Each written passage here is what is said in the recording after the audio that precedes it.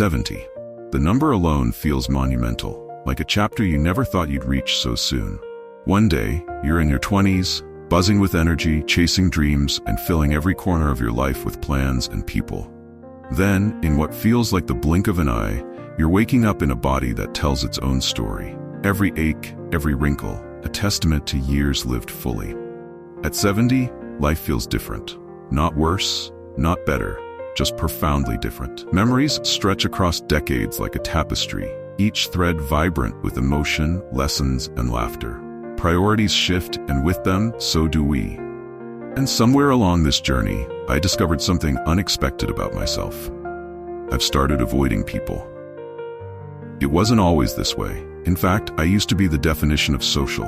My days were filled with the warmth of family gatherings, the camaraderie of friends, and the fulfillment of community events. I was that person.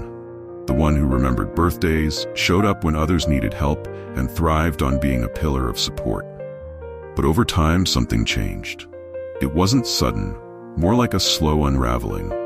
At first, I wondered if it was just me, if maybe I was growing cold or losing touch. But as the years went on, I realized that this shift wasn't just personal, it was universal. A quiet truth of aging that many of us experience but rarely talk about. Welcome to the Elder's Compass. This channel isn't just a space for stories and reflections. It's a haven for those navigating life's later years. If you're searching for practical wisdom, encouragement, and tips tailored just for you, you're in the right place. Let us be your guide and your companion. Now let's embark on this journey together. 1. The world feels different now.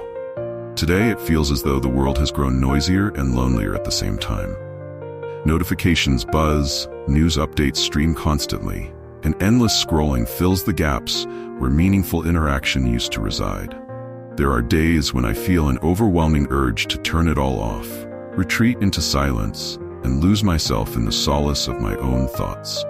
And then, there's the matter of values. The world I see today often feels like a mirror turned upside down, reflecting priorities that seem so far removed from the ones I was raised to cherish. Honesty, kindness, and a sense of community, they're not gone, but they've grown harder to find amidst the clamor of self-promotion, competition, and the relentless pursuit of more. I long for the simplicity of the past, not out of resistance to change, but because I miss the depth of connection that once felt so natural. Back then, relationships were grounded, real, and free from the transactional undertones that so often color them now.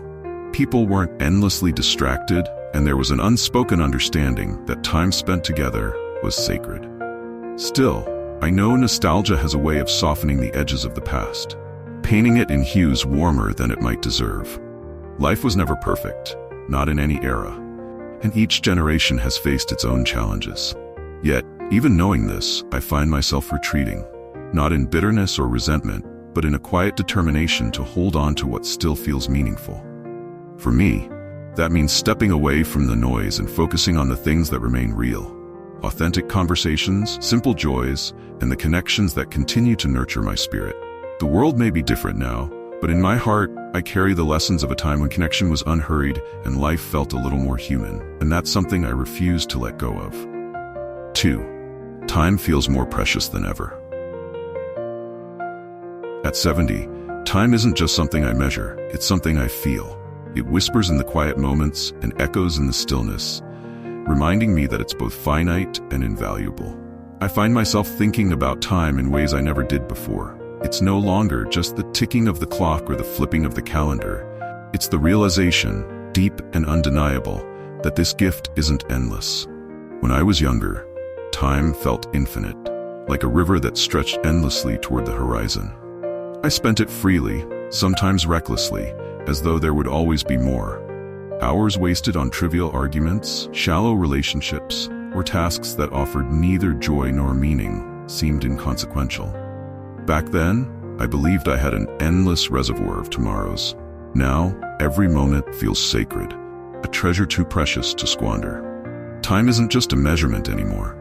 It's a companion, one that walks beside me every day. It's gentle in the mornings when I sip my coffee, letting the warmth seep into my hands while watching the sunrise paint the sky.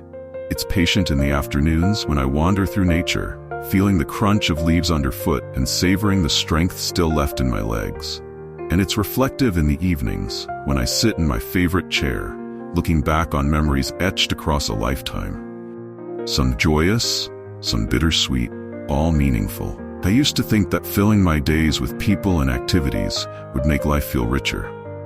The more I did, the fuller I believed my life would become. But I've learned that the opposite is true. It's not about the quantity of what you do or the number of people you surround yourself with. It's about the quality. These days, I choose with care where I spend my time and with whom. I'd rather have one deep, heartfelt conversation with someone who truly sees and understands me than attend a crowded party where I feel like just another face in a sea of strangers. Time has taught me that less is often more. By slowing down and choosing intentionally, I've discovered a richness in life that I never knew existed. It's not about doing everything, it's about doing what matters most. And as I grow older, that lesson feels like one of the greatest gifts of all. The reality is, I guard my time now with the ferocity of someone who has learned, often the hard way, how irreplaceable it truly is.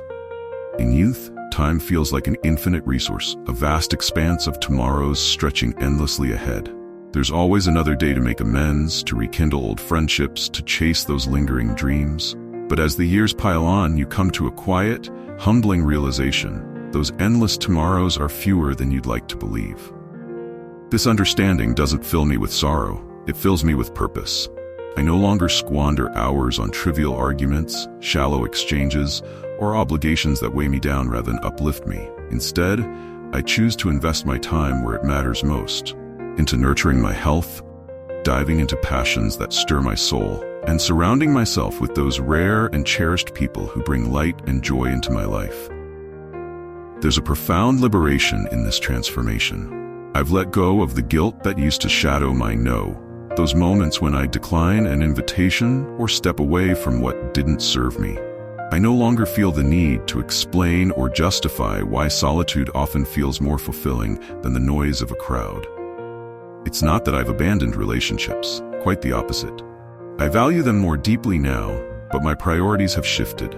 I crave authenticity in my connections, depth in conversations that resonate, not just fill the air. I want my days to be full, not cluttered, meaningful, not busy for the sake of being busy. At this stage of life, time also carries a gentle lesson about release. I've learned to let go of regrets over moments I once thought were wasted. I've loosened my grip on grudges that, for years, felt so heavy and important, but now seem like stones I never needed to carry. And I've freed myself from the compulsion to prove anything or to do everything. So yes, time feels more precious now than it ever has, but it's also richer, fuller. I've stopped running after it and started embracing it, savoring its presence like the dearest of friends. And in doing so, I've uncovered a contentment I didn't even know I was searching for. At 70, I no longer fear wasting time because I've finally come to understand its true nature, not as something to hoard or stretch, but as a gift to cherish, moment by fleeting moment. 3. Relationships change, and so do we. As the years roll by, relationships transform in ways that can feel both expected and surprising. Some bonds deepen, fortified by shared memories, mutual respect, and an understanding that grows richer with time. Others quietly fade, like a book you set down one day and never pick back up, not out of malice, but because the story no longer speaks to you. At 70, I've come to terms with a truth that once felt hard to accept. Not every relationship is meant to last forever, and that's okay. Those who remain at this stage of life are often the ones who truly matter. When I was younger, relationships were everything. I surrounded myself with people, friends, colleagues, neighbors, acquaintances, pouring energy into being part of something larger. I was the one who remembered every birthday, attended every gathering, and worked tirelessly to keep everyone happy. It gave me a sense of purpose, a belief that maintaining those connections defined my worth. But as time passed, I began to see the toll it took. Life, in its quiet and unrelenting way, started pruning the branches of my social tree. People moved away, their lives carried by currents I couldn't control. Others got busy or changed in ways that made it hard to stay connected. Some relationships ended with heartbreak. Others drifted apart so gradually that the separation felt like a whisper. In my younger years, these losses felt deeply personal. I'd replay conversations in my mind, wondering what I could have done differently. Could I have tried harder, reached out more, or been better in some way? But as I've grown older, I've come to see these shifts for what they are: natural, inevitable, and often necessary. Life pulls us in different directions, and while some connections are meant to endure, others are only ever meant to be temporary. People enter your life for a reason, a season, or a lifetime. Understanding this has brought me an unexpected sense of peace. But the truth is, it's not just others who change, we change too. I'm not the same person I was at 40 or even at 60. My priorities have shifted. These days I value simplicity, kindness, and authenticity above all else. I no longer have the patience for drama, nor the energy for relationships that feel one-sided or draining. In my younger years, I believed that being there for everyone made me a good friend, a good partner, a good family member. I thought that the more I gave, the more I'd be valued in return. But I've since learned that true relationships are reciprocal. They don't drain you, they nourish you. They don't demand your energy, they replenish it. Some of the most profound lessons I've learned about relationships have come through pain. Trust broken by those I held dear, loyalty that wasn't returned, kindness that was taken for granted. These experiences left scars, but they also became my greatest teachers. They taught me to set boundaries, to recognize red flags, and, most importantly, to value my own well-being above the approval of others. Now I reserve my time and energy for those who lift me up, not those who pull me down. That doesn't mean I don't feel the occasional pang of nostalgia. There are moments when I think about the friendships that faded, or the family ties that unraveled. A friend who once felt like a sibling, but whom I haven't spoken to in years. A family member whose life has taken a different path, leaving our connection frayed. It's bittersweet to revisit those memories, but I've learned to appreciate them for what they were. Precious moments that shaped me into the person I am today. They don't have to last forever to have mattered deeply. At this stage of life, relationships feel different, not fewer, but more intentional. I've let go of the need to keep everyone close and instead embraced the beauty of those who remain. The laughter, the understanding, the shared history, they are enough. And so as my social circle has grown smaller, my gratitude for it has grown larger. Those who stay are the ones who see me, who understand me, who remind me of the love and joy that still fill this life. For that, I am endlessly thankful. 4. Trust becomes more complicated. With age comes clarity, and one of the clearest truths I've learned is how fragile trust can be. It's not something I realized in my youth, when trust came easily and freely, like a coin I handed out without a second thought. I believed in people, their goodness, their intentions, and for a while that belief seemed justified. But life, as it often does, taught me otherwise. Betrayal has a way of leaving marks, not just on your heart, but on how you move through the world. A friend who was more interested in what I could offer than in who I truly was. A business partner whose ambition eclipsed our shared vision. Even family members who, for reasons I'll never fully understand, chose distance over connection. Each experience chipped away at my naivety, replacing it with a caution that now feels ingrained. At 70, trust is no longer a given. It's a privilege I grant sparingly. It's not bitterness that drives this change, nor anger. It's experience, that quiet teacher, reminding me to be careful with my heart. This shift doesn't come without cost. When someone new enters my life, my first reaction isn't the curiosity or excitement I once felt. Instead, there's hesitation, a silent question lingering in my mind. What do they want? It's not a lens I enjoy looking through, but it feels necessary, an armor against the wounds I've endured before. Yet, trust isn't just about others. It's also about trusting yourself. Over the years, I've learned to listen to my instincts, to pay attention when something doesn't feel quite right. I've learned to recognize the courage it takes to walk away from toxic relationships, no matter how long they've been part of my life. And perhaps most importantly, I've learned that protecting your heart doesn't mean closing it entirely. Even now, there are moments that restore my faith and trust, however cautiously. The stranger who picked up my dropped groceries without hesitation, the neighbor who checks on me after a storm. These simple acts of kindness remind me that while trust may be harder to give, it's not impossible. At this stage in life, I've come to see trust as a delicate balance. It's not about erecting walls so high that no one can get in. It's about building gates that let the good in while keeping harm at bay. Love, kindness, and connection still matter deeply, but they must be earned, not assumed. The relationships I hold now feel simpler, but richer. I cherish the few people I trust wholeheartedly and keep my boundaries firm with those who haven't earned it. While I'll never trust as easily as I once did, that loss has given me something unexpected. A deeper appreciation for the connections that remain. At 70, trust feels like a gift, one that I treasure more than ever before. It's not abundant, but it's precious, and perhaps that makes it all the more meaningful. 5. Solitude isn't loneliness.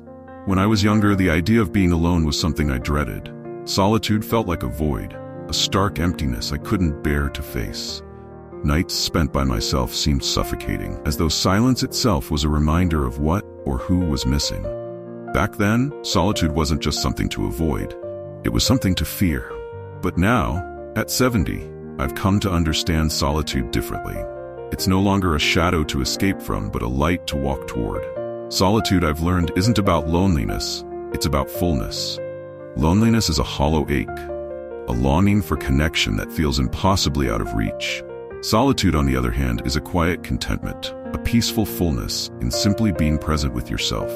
It's not about what's absent, but about discovering the richness in what's already here. Some of the happiest moments of my life now come from these simple, solitary experiences.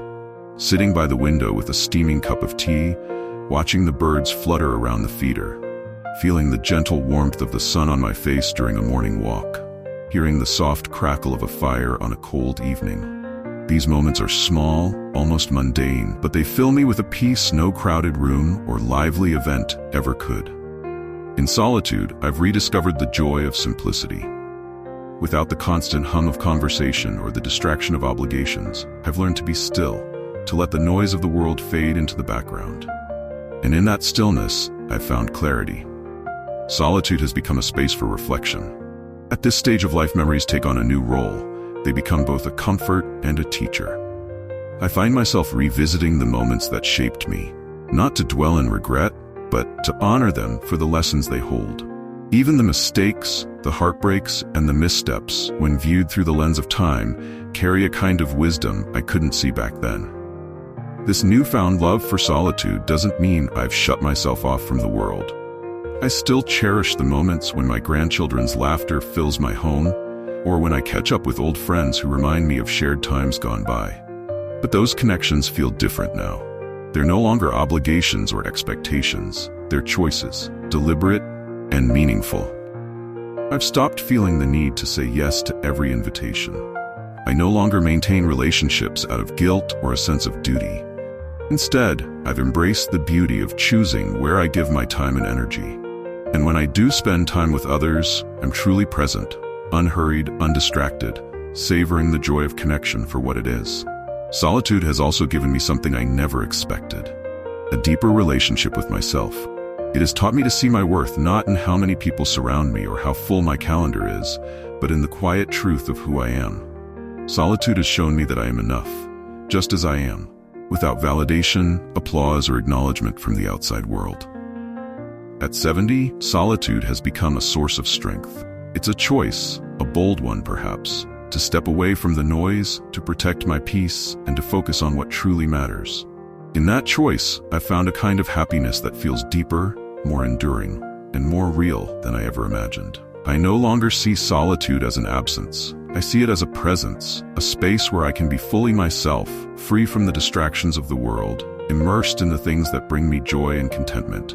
It's not lonely, it's liberating, and it's one of the greatest gifts this stage of life has given me. 6. Why I avoid people. At this stage in my life, stepping away from people isn't about bitterness or anger. It's about protecting my peace.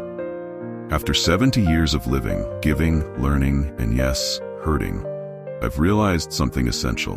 Not every relationship is meant to endure, and not every connection is worth the energy it demands. This understanding hasn't come easily. It's a bittersweet truth. one I've had to embrace not out of sadness, but out of necessity. For most of my life, I was someone who poured everything I had into others. I gave my time, my energy, and my heart without hesitation. I wanted to be the person people could rely on, the one who showed up, the one who made others feel valued. And for a long time, that role felt fulfilling. Being needed made me feel important. Giving made me feel purposeful. But life, in its quiet and often painful way, has a way of teaching us where our boundaries should be, even if it takes decades to learn.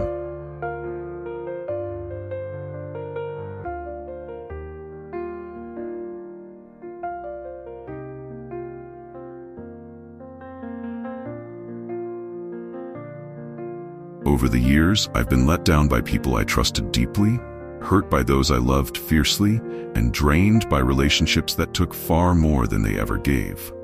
There were times I ignored the signs, the red flags waving right in front of me, because I wanted so desperately to believe in the goodness of others. I stayed in situations that chipped away at my happiness because I thought loyalty meant enduring, no matter the cost. But now, at 70, I see things differently. Avoiding people doesn't mean I've lost faith in humanity. It means I've learned to value my own well-being. I no longer feel obligated to maintain connections that leave me feeling empty or engage in relationships that add unnecessary weight to my life. I've traded the noise of social obligations for the quiet of intentional solitude, and in doing so, I've discovered a peace I never thought possible. I avoid people who thrive on drama, who carry chaos into every interaction and expect me to carry it with them. I avoid those who make everything about themselves, who rarely ask how I'm doing or truly care about the answer when they do. I avoid those who see kindness as an unlimited resource, something they can take for granted without ever offering it in return. Most importantly, I avoid situations and people that make me feel small, unseen, or unworthy of respect. This doesn't mean I've closed myself off from the world. Far from it. I still hold close the relationships that truly matter, the ones that have stood the test of time, weathered life's storms, and grown stronger through it all. These connections, built on mutual care and respect, are sacred to me. I nurture them with all the love I have left to give, but I no longer feel the need to cast a wide net. I've come to understand that a smaller, more intentional circle of connections is not only enough, it's better. Contrast, avoiding people has helped me appreciate them more. The time I spend with others now feels richer, more meaningful, because it's a choice, not a duty. I don't show up out of obligation. I show up because I want to, because the person or the moment matters to me. The conversations are deeper, the silence is more comfortable, and the memories more vivid, precisely because they're shared with intention. At this stage, I've realized that life isn't about how many people you know or how often you say yes.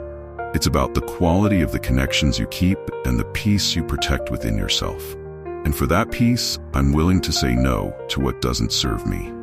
In letting go of the relationships that drain me, I've made room for those that truly matter, and that has made all the difference. 7. Can you relate to this? I often find myself wondering if others my age feel the same shift.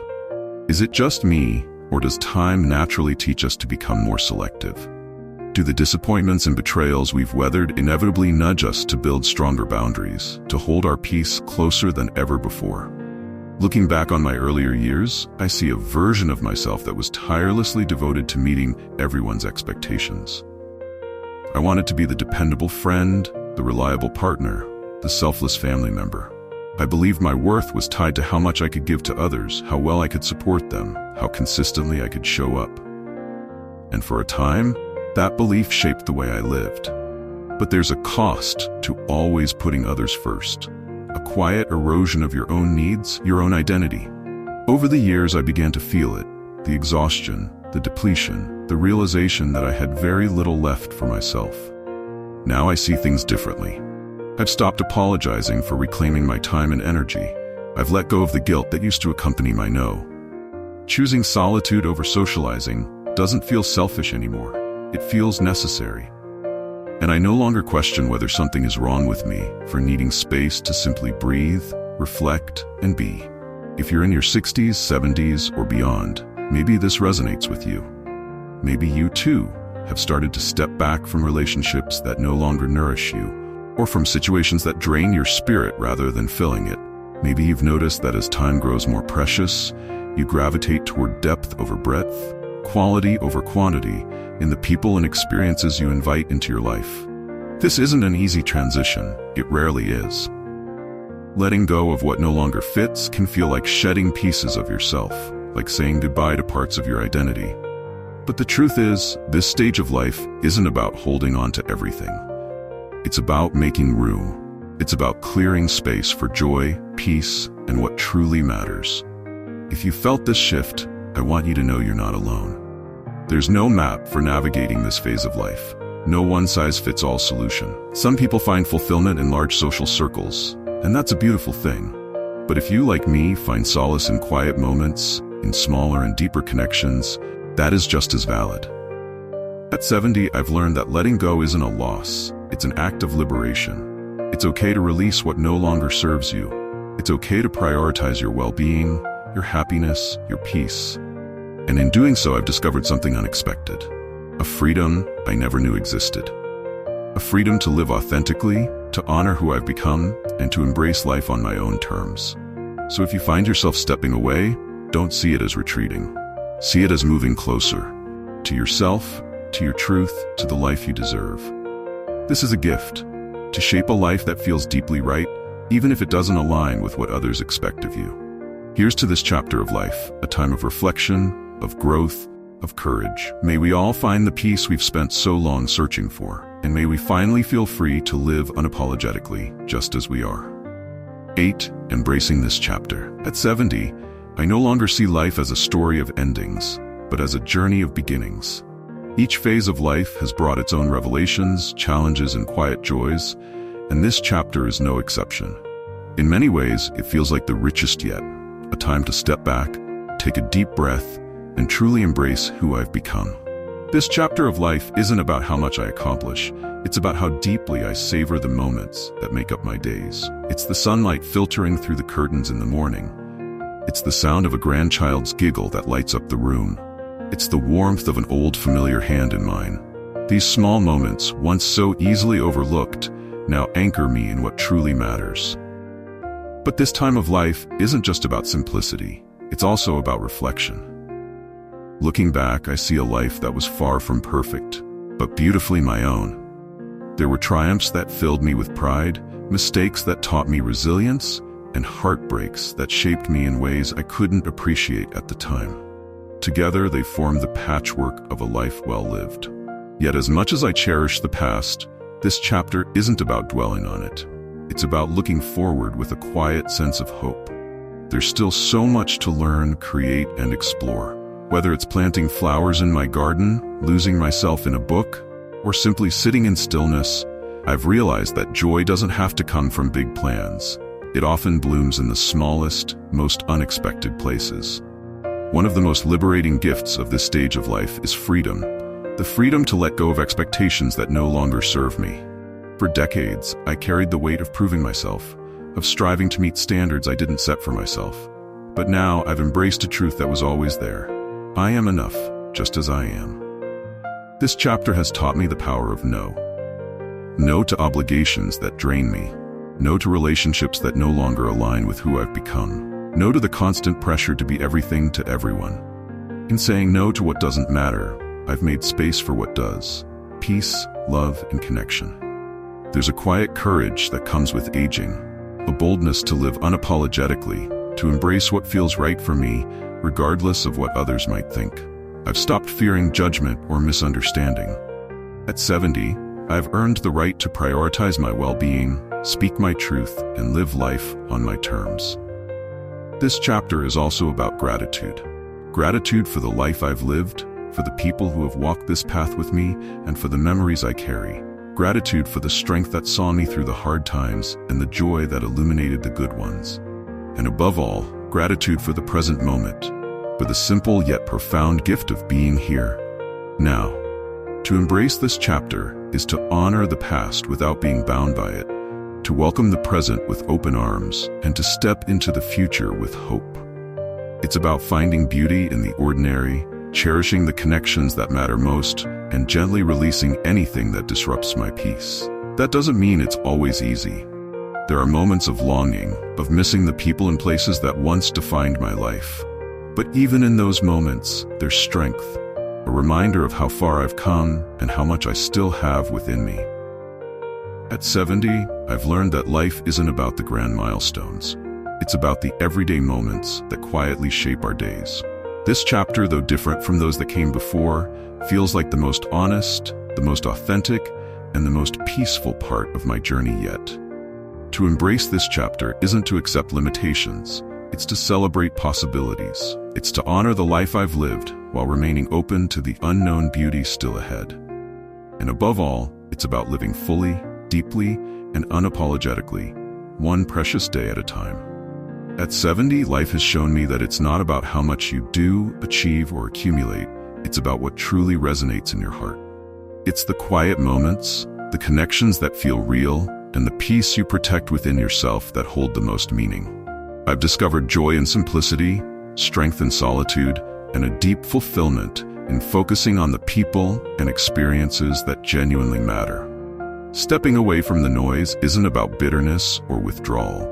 It's about honoring the peace I've worked so hard to create. If you're walking this same path, I want you to know that it's okay to choose what feels right for you. This chapter of life is ours to embrace, in whatever way brings us the most contentment and clarity.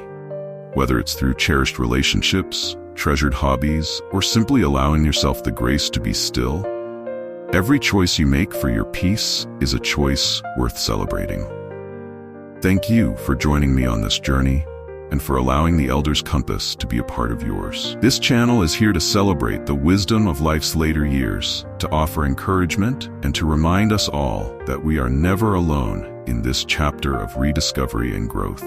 Now I'd love to hear from you. What lessons has life taught you that have reshaped the way you live? What have you let go of? Or what have you chosen to embrace? Take a moment to share your thoughts in the comments below. I'm eager to learn from your experiences and continue this conversation with our growing community. If this video resonated with you, please give it a like, share it with someone who might need these reflections, and subscribe to the Elder's Compass for more heartfelt insights and inspiration. Your feedback and engagement mean the world to us, and together we can make this journey even more meaningful. Thank you for watching, and see you in our next videos.